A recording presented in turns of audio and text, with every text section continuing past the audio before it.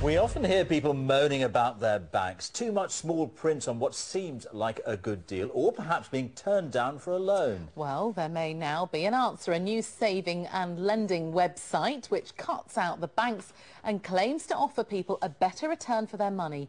For tonight's special report, Richard Scott has been looking at the idea of cash online.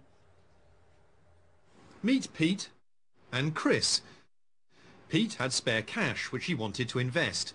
Chris needed to borrow to buy a new car, so Pete lent his money directly to Chris through a system which cuts out the banks and the middlemen.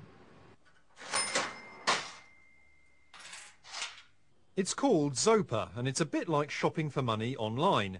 Savers lend their money directly to people who want to borrow. This screen may just look like a load of numbers, but it's the key to how Zopa works.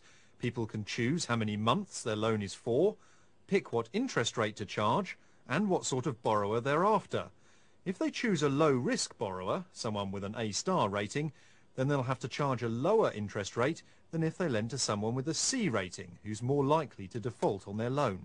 It's a nice feeling to be able to lend to people rather than to just chuck money into a savings account and forget about it. So you know it's actually doing some good, as well as getting you, and this is the other reason, a really good return on your investment. I get very frustrated that the banks seem to constantly be making an awful lot of money, and the appeal of Zopa really is that I can almost approach someone directly. Obviously it's a group of people rather than one person, but that I'm borrowing directly from someone else, and that actually the bank gets cut out of the loop. Of course, there is the potential problem of what do you do if someone runs off with your money? Well, as long as you lend £500 or more, then your money's spread among dozens of different borrowers. That way, if one or two people do run off with your money, the rest of your loan is still okay. So far, though, only a very small percentage of loans have actually turned bad. You want to talk about football? So what about borrowers? Matt. Well, people like schoolteacher Chris can look at the various interest rates on offer from lenders, compare them to rates at the banks and decide which deal to go for.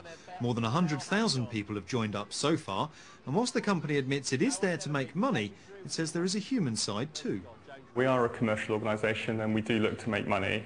What we're trying to do is cut out some of the excess profits that we believe banks make and share in that with our members. Since it launched, Zopa lenders have got an average return of more than 6.5%. Now, that is better than a savings account, but there is that risk of bad debts, remember? And on top of that, just like a savings account, you'll still be taxed on the income. And if the system becomes really popular, the banks could retaliate. What they might do to fight back is actually try and undercut Zopa. They may say, look, we're going to lose money for a few months, maybe even a year, by offering better loan deals than Zopa. On the basis that Zopa will then go out of business and they'll have the market back to themselves again. Above all, though, the system needs plenty of people like Pete and Chris, or it won't be able to match up the lenders and borrowers. Richard Scott, BBC